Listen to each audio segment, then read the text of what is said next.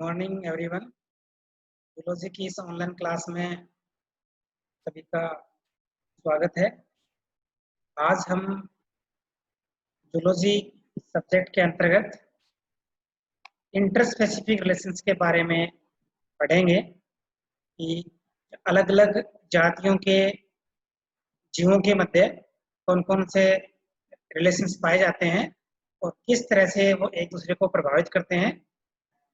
Interspecific relations के अंतर्गत आज हमारे जो टॉपिक है वो है न्यूट्रलिज्म और सिम्बायोसिस। जैसा कि मैंने बताया कि भिन्न-भिन्न जातियों के मध्य यानी डिफरेंट स्पीशीज के सदस्यों के मध्य पाए जाने वाले जो संबंध होते हैं उन्हें हम इंटरस्पेसिफिक रिलेशंस कहते हैं। यानी अलग-अलग जातियों के मध्य पाए जाने वाले संबंधों को हम इंटरस्पेसिफिक रिलेशंस कहेंगे। सेम स्पीशीज में जो रिलेशंस होते हैं वो इंट्रास्पेसिफिक रिलेशंस होते हैं और डिफरेंट स्पीशीज के अंदर जो रिलेशंस होते हैं वो इंटरस्पेसिफिक रिलेशंस कहलाते हैं। इसके अंतर्गत भिन्न-भिन्न जातियों के सदस्यों के बीच में कौन-कौन से संबंध होते हैं। एक तो न्यूट्रलिज्म पाया जाता है या उदासीनता हम कह सकते हैं। एक सिम्बायोसिस होता है यानी सहजीवन होता है और एक एंटागोनिज्म होता है यानी विरोधता। इस तरह से अलग-अलग स्पीशीज के सदस्यों के बीच में पाए जाने वाले इंटरस्पेसिफिक रिलेशन जो होते हैं उनमें न्यूट्रलिज्म, सिम्बायोसिस, एंटागोनिज्म ये तीन प्रकार के रिलेशंस होते हैं मुख्यतः जो कि भिन्न-भिन्न स्पीशीज के जीवों के मध्य पाए जाते हैं। और इनमें से आज हम पढ़ेंगे न्यूट्रलिज्म और सिम्बायोसिस। यानी न्यूट्रलिज्म यानी उदासीनता, दो जातियों के जीवों के मध्य न्यूट्रलिज्म प्रकार का रिलेशन होता है यानी उदासीनता प्रकार का जो रिलेशन होता है उसमें किस तरह से जीव एक दूसरे को प्रभावित करते हैं या नहीं करते हैं। इसी प्रकार एक होता है सिम्बायोसिस यानी सहजीवन यानी डिफरेंट स्पीशीज के जीव जब एक साथ रहते हैं किसको लाभ होता है किसको हानि होती है। इस तरह से ये जो इंटरस्पेसिफिक रिलेशंस होते हैं जो भी मैंने बताया तीन प्रकार के होते हैं, न्यूट्रलिज्म है, सिम्बायोसिस है, एंटागोनिज्म है। उनमें से आज का जो हमारा टॉपिक रहेगा न्यूट्रलिज्म और सिम्बायोसिस।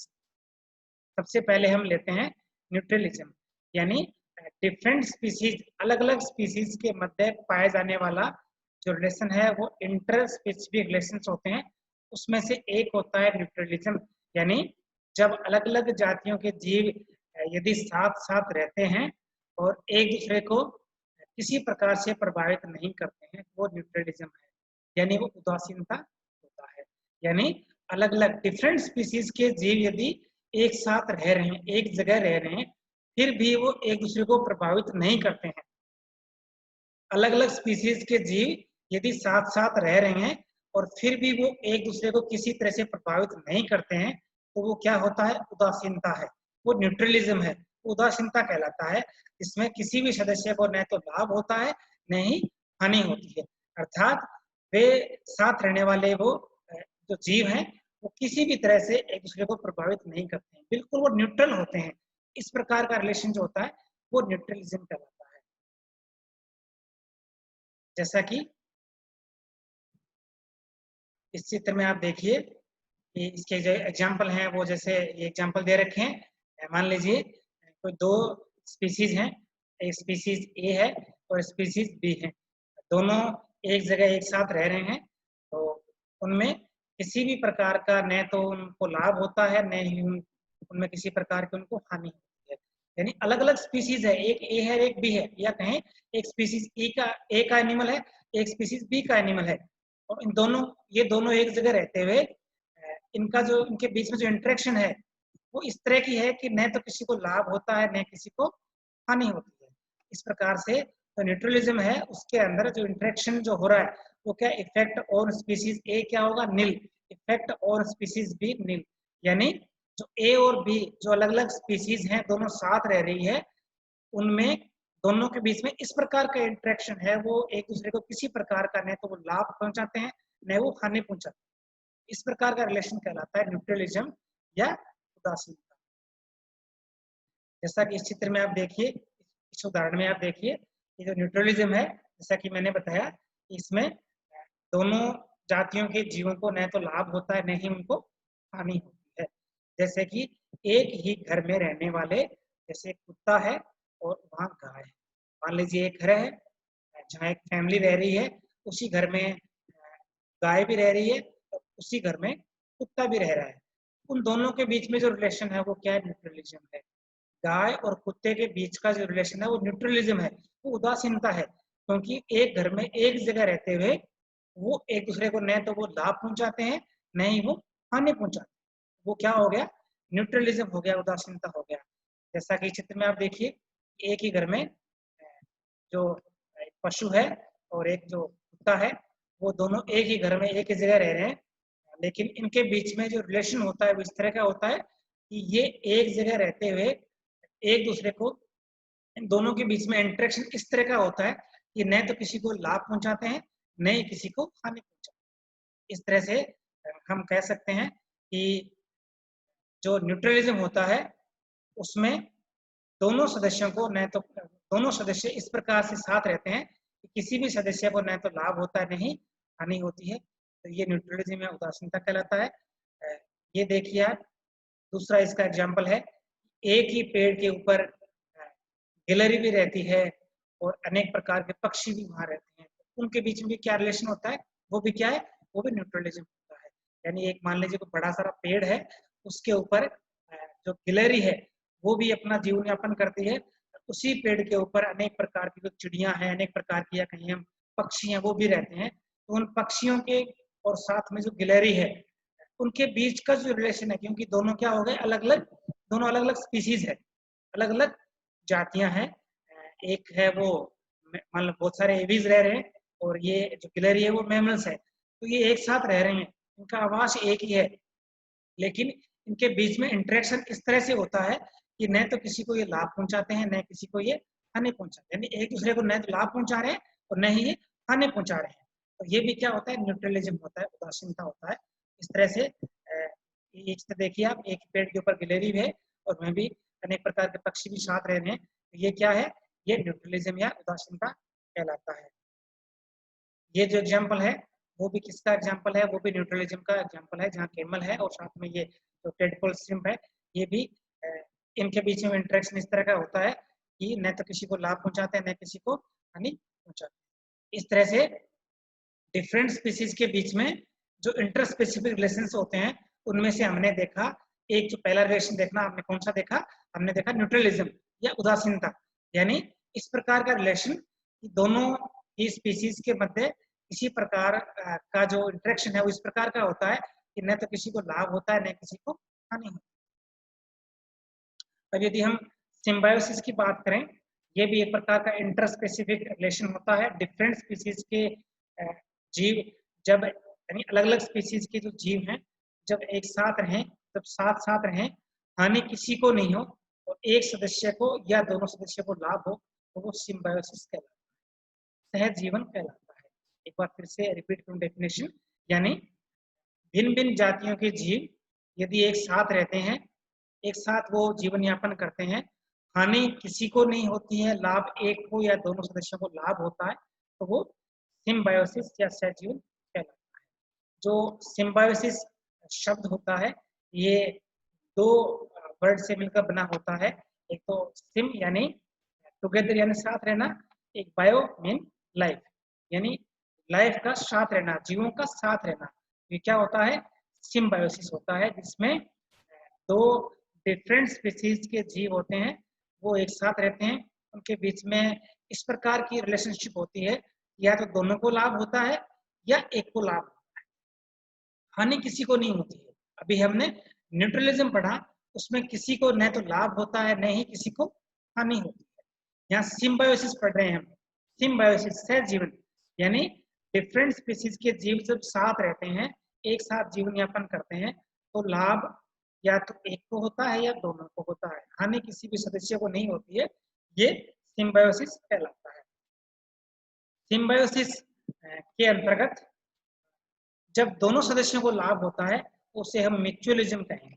म्यूचुअलिज्म यानी हम सिम्बायोसिस पढ़ रहे हैं, सिम्बायोसिस के अंतर्गत यदि डिफरेंट स्पीसीज के जीवों के बीच में इस प्रकार का रिलेशन, इस प्रकार का संबंध कि दोनों ही जो सदस्य हैं, दोनों ही जातियों के सदस्यों को जब लाभ होता हो उसे हम म्यूचुअलिज्म कहेंगे। यानी इसको इस प्रकार से लिखा जाएगा, प्लस प्लस के द्वारा लिखेंगे, क्योंकि दोनों सदस्यों को क्या हो रहा है, लाभ हो रहा है, वो म्यूचुअलिज्म है। यानी एक प्रकार का इंटरस्पेसिफिक ये रिलेशन है या इंटरेक्शन है, जिसमें दोनों सदस्यों को, बोथ स्पीशीज को क्या होता है, बेनिफिट होता है, लाभ होता है। दोनों ही सदस्यों को या तो फूड के रूप में या आवास के रूप में या प्रोटेक्शन के रूप में वो बेनिफिट होता है, लाभ होता है। ऐसा इस चित्र में भी आप देखिए, यहाँ भी म्यूचुअलिज्म है, यहाँ भी दोनों स्पीशीज को लाभ होता है।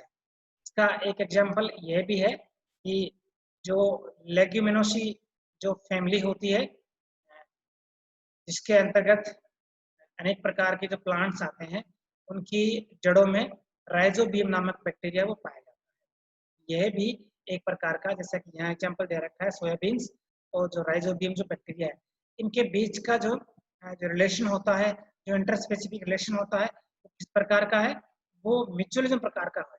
क्योंकि जो प्लांट्स होता है उसे नाइट्रेट की आवश्यकता होती है, एनवायरनमेंट में नाइट्रोजन है वो पाया जाता है, बड़ी मात्रा में नाइट्रोजन होता है एनवायरनमेंट में, लेकिन नाइट्रोजन को सीधे डायरेक्ट रूप से प्लांट है वो यूज नहीं कर सकते, इसको नाइट्रेट के रूप में यूज करते हैं प्लांट्स, लेकिन ये प्लांट से नाइट्रोजन को नाइट्रेट में कन्वर्ट नहीं कर सकता। लेकिन जो राइजोबियम जो बैक्टीरिया होता है, जो कि नाइट्रोजन फिक्सेशन का कार्य करता है, यानी जो राइजोबियम जो बैक्टीरिया होता है, यह नाइट्रोजन को नाइट्रेट में कन्वर्ट कर देता है, और इस नाइट्रेट को जो प्लांट होते हैं ये इसको उपयोग में लेते हैं।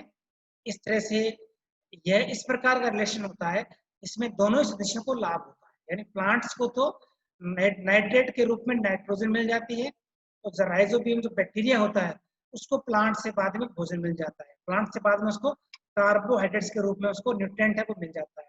इस तरह से बैक्टीरिया को भोजन मिल रहा है और इधर प्लांट को क्या मिल रहा है, नाइट्रेट के रूप में नाइट्रोजन मिल रहा है।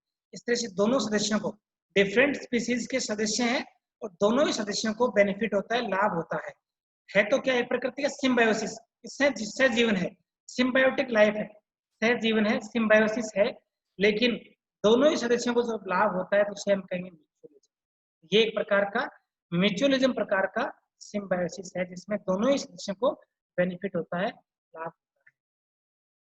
इसके बहुत अन्य भी एग्जाम्पल होते हैं बहुत सारे, जैसे लाइकेन है, या जो प्लांट्स और इंसेक्ट उनके बीच में जो रिलेशन है, जैसे पोलिनेशन का जो रिलेशन होता है, वो भी क्या है, म्यूचुअलिज्म का एग्जाम्पल है। इस चित्र में आप देखिए, ये भी एग्जाम्पल जो है वो भी म्यूचुअलिज्म का एग्जाम्पल है, जहाँ पर अनेक प्रकार के जो पशु हैं, उनके ऊपर अनेक प्रकार के जो पक्षी हैं वो बैठे रहते हैं, लेकिन वहां भी क्या है, म्यूचुअलिज्म है, वहां भी दोनों को लाभ होता है। इस चित्र में आप देखिए कि यहाँ पर भी दोनों सदस्यों को बेनिफिट होता है। इस चित्र में आप देखिए, यहाँ होता क्या है कि जैसे ये पशु है, जब ये घास के मैदानों में जब ये विचरण करते हैं तो इनके ऊपर अनेक प्रकार के पैरासाइट हैं वो पाए जाते हैं। पशुओं के ऊपर अनेक प्रकार के पैरासाइट चिपके रहते हैं, और इन पैरासाइट्स के कारण इन पशुओं को क्या है कि बहुत सी इनको इरिटेशन होता है, लेकिन इनके ऊपर इस प्रकार के जो पक्षी हैं, अनेक प्रकार की चिड़िया हैं, वो इनके ऊपर बैठ जाती है, और इन पशुओं के शरीर में इनके ऊपर जो पैरासाइट चिपके हुए हैं, जो कि एक्टो पैरासाइट या एक्टो पैरासाइट हैं, बाह्य परजीवी हैं, इन एक्टो पैरासाइट को ये जो पक्षी होते हैं, ये एक एक पैरासाइट को ये खा जाते हैं, जिसके कारण दोनों को यहाँ बेनिफिट हो रहा है। यानी इन पशुओं को क्या है कि पैरासाइट से मुक्ति मिल जाती है, और इन पक्षियों को इनसे भोजन मिलता है। इस तरह से यहाँ दोनों को बेनिफिट हो रहा है। ये क्या होता है, एक प्रकार का ये सिम्बायोसिस है, लेकिन दोनों को लाभ हो रहा है, तो ये म्यूचुअलिज्म कहलाता है। इस चित्र में आप देखिए, इसमें भी सेम वही है, यहाँ भी दोनों को बेनिफिट होता है, ये भी एक प्रकार का म्यूचुअलिज्म है। इस चित्र में आप देखिए कि क्रोकोडाइल है, जो कि ये क्रोकोडाइल बर्ड है, चिड़िया है, और क्रोकोडाइल जो होते हैं वो भोजन ग्रहण करने के बाद में जो वाटर बॉडी होती है उसके किनारे आके अपना जो मुंह है वो खोल कर वो पड़े रहते हैं। और जो क्रोकोडाइल जो बर्ड होता है इनके मुंह में आके इस तरह से बैठता है और इनके क्रोकोडाइल के जो दांतों के बीच में जो फंसा हुआ जो मटेरियल है या कहें जो भोजन के जो बचे हुए पार्ट्स होते हैं उन टुकड़ों को पार्ट्स को ये जो क्रोकोडाइल बर्ड होता है वो दांतों के बीच में से अपनी चोंच की सहायता से निकाल कर ये भोजन के रूप में ये ग्रहण करता है। तो इस तरह से इस मगरमच्छ के तो दांतों की या कहें माउथ की बक्कल कैविटी की सफाई हो जाती है, क्लीनिंग हो जाती है और इस पक्षी को, इस चिड़िया को यहाँ से भोजन मिल जाता है। इस तरह से यहाँ इन दोनों को लाभ हो रहा है। ये भी एक प्रकार का क्या है, सिम्बायोसिस है। हानि किसी को नहीं हो रहा, नुकसान किसी को नहीं हो रहा, सिम्बायोसिस है। लाभ एक को या दोनों को हो रहा हो, यहाँ पर लाभ है वो दोनों को हो रहा है, यानी दोनों को लाभ हो रहा है तो क्या हो गया, म्यूचुअलिज्म हो गया। इसके अलावा म्यूचुअलिज्म के बहुत सारे अन्य भी एग्जाम्पल हैं, जैसे जो टर्माइट्स या दीमक जो होती है वो लकड़ी को खाती है, लकड़ी में सेलुलोज होता है, लेकिन टर्माइट दीमक के अंदर जो सेलुलोज को पचाने के लिए जो एंजाइम है वो नहीं पाया जाता। लेकिन दीमक की जो आंत है उसके अंदर ट्राइकोनिम्फा या कहीं माइक्रो ऑर्गेनिज्म पाए जाते हैं जो कि सेलुलोज को सेलुलेज नामक एंजाइम से पचाने की क्षमता रखते हैं और वो सेलुलेज नामक एंजाइम है वो रिलीज करते हैं, जिससे कि टर्माइट की जो उसकी आंतों में जो सेलुलोज होता है, जो लकड़ी है उसका वो पाचन कर लेता है। इसी प्रकार समुद्र के अंदर जो हर्मिट क्रेब पाया जाता है उसके ऊपर सी एनीमोन नामक जो जीव है वो उसके ऊपर रहता है, तो वहां भी दोनों को बेनिफिट होता है। तो जब दोनों को बेनिफिट हो रहा हो तो वो क्या है, म्यूचुअलिज्म है। तो इस प्रकार से हम कह सकते हैं कि डिफरेंट स्पीसीज, अलग अलग स्पीसीज के मध्य पाए जाने वाला जो रिलेशन होता है, संबंध होता है, उसे हम इंटरस्पेसिफिक रिलेशंस कहेंगे, जिसके अंतर्गत न्यूट्रलिज्म आता है, एक सिम्बायोसिस आता है और एंटागोनिज्म भी आता है इसके अंतर्गत। तो न्यूट्रलिज्म होता है, न्यूट्रलिज्म के अंतर्गत तो क्या है कि दोनों सदस्यों को बेनिफिट या हानि किसी को नहीं होता है। यानी न्यूट्रलिज्म में क्या होता है कि किसी भी प्रकार का दोनों सदस्यों को न तो लाभ होता है नहीं हानि, वो न्यूट्रलिज्म है। सिम्बायोसिस दो सदस्य, दो जातियों के सदस्य एक साथ रहते हैं, जिसमें लाभ है वो या तो दोनों को होता है या एक को होता है। तो सिम्बायोसिस के अंतर्गत यदि दोनों को लाभ होता है तो वो क्या होता है, वो म्यूचुअलिज्म कहलाता है। यानी म्यूचुअलिज्म यानी जब दोनों सदस्यों को लाभ हो तो वो म्यूचुअलिज्म है, हानि किसी को नहीं। तो आज की इस ऑनलाइन क्लास में हमने इंटरस्पेसिफिक रिलेशंस के बारे में पढ़ा। Thank you.